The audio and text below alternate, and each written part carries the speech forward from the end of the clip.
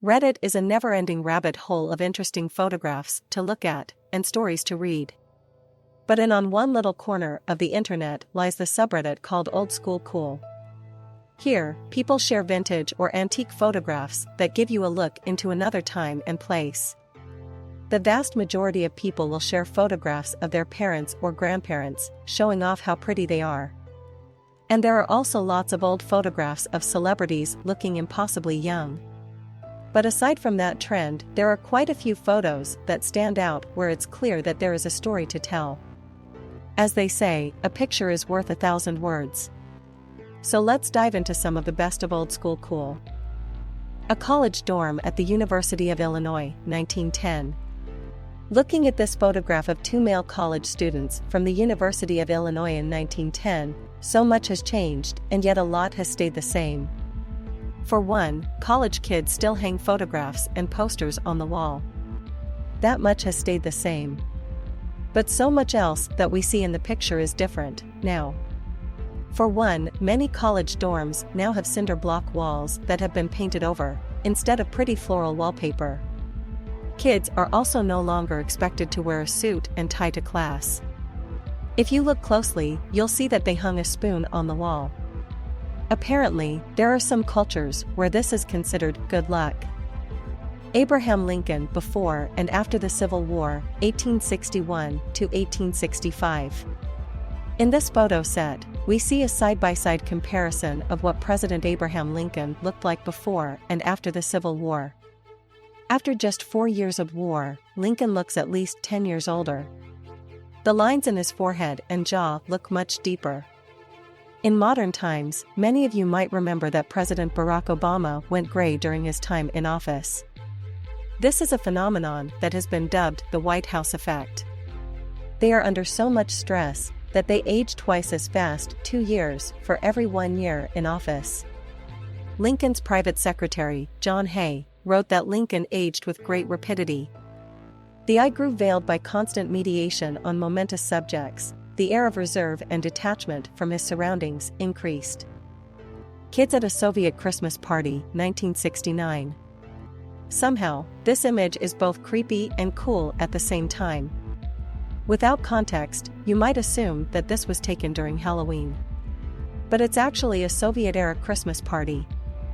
The masks are a part of Svyatky, which is the period from Russian Orthodox Christmas Eve, January 7th, to the Epiphany, January 19th. The masks are a part of a long-held Russian tradition called Kolyada, where children would wear animal masks on Christmas Eve. Much like Trick or Treat, kids would go door to door singing Christmas carols or reading poetry. People would give out food in exchange for the entertainment they provided. The bear and goat characters are the most popular.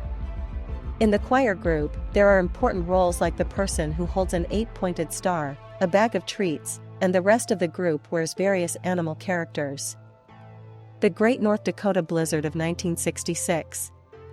This was a photograph of one of the most severe blizzards on record that happened between March 2nd to 5th of 1966. On the subreddit, the original poster has this to say about the image. This iconic photograph was taken during that storm.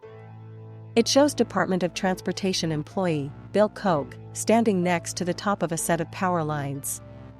Visibility in the open country and farmyards was reduced to 0 for 11 straight hours during the storm. 74,500 head of cattle perished during the 3-day blizzard. The blizzard was particularly memorable for its long duration, as well as for its very heavy snowfall totals of 20 to 30 inches in some locations and wind gusts exceeding 70 miles per hour at times.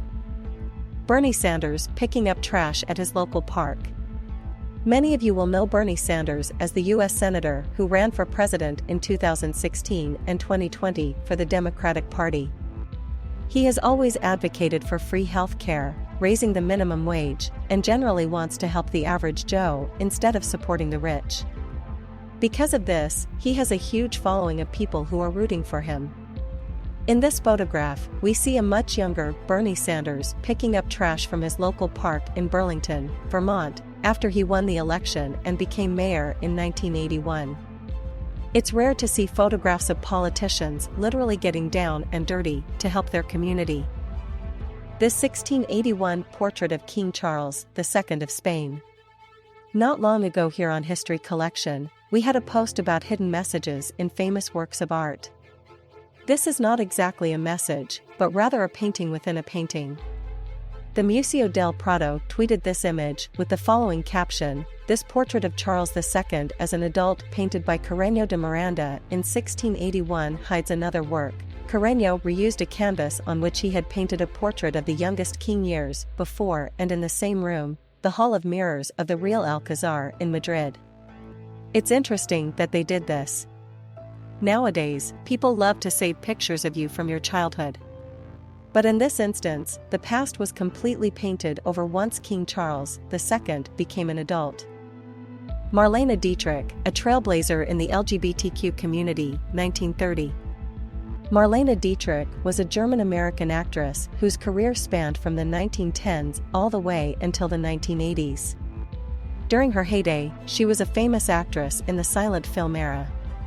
She was one of the first actresses to appear in drag, wearing a male Navy officer's uniform in the 1940 movie Seven Sinners. Marlene was once quoted saying, "In Europe, it doesn't matter if you're a man or a woman, we make love with anyone we find attractive." She wasn't afraid to admit that she was bisexual, but ultimately married a man.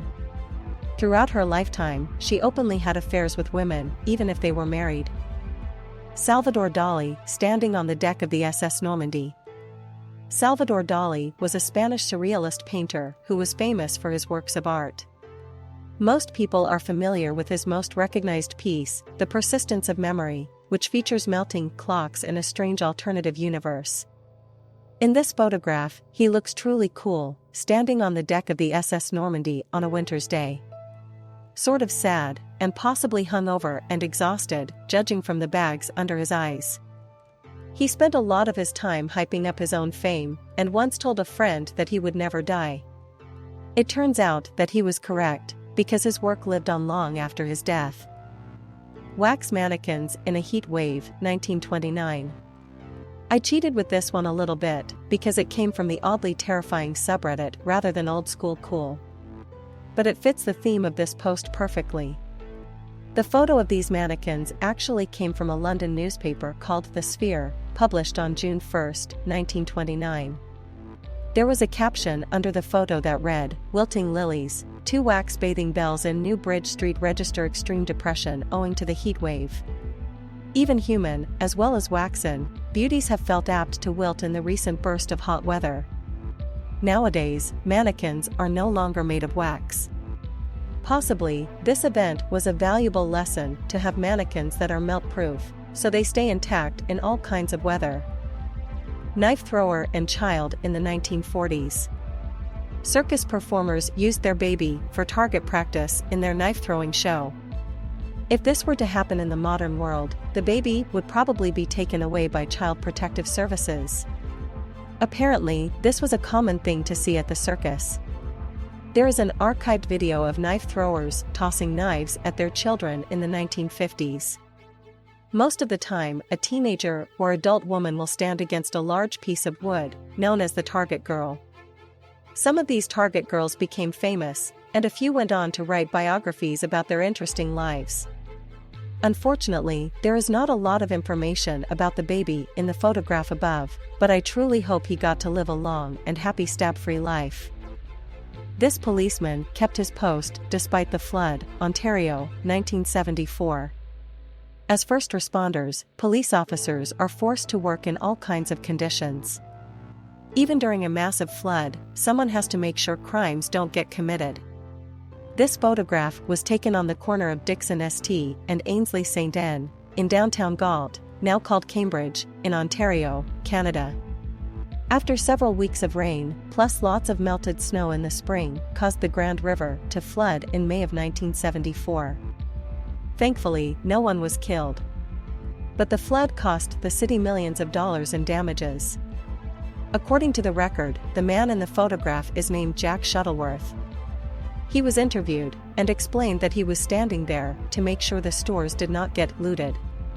The whole idea was to be a deterrent so nobody would be picking this stuff off, he said.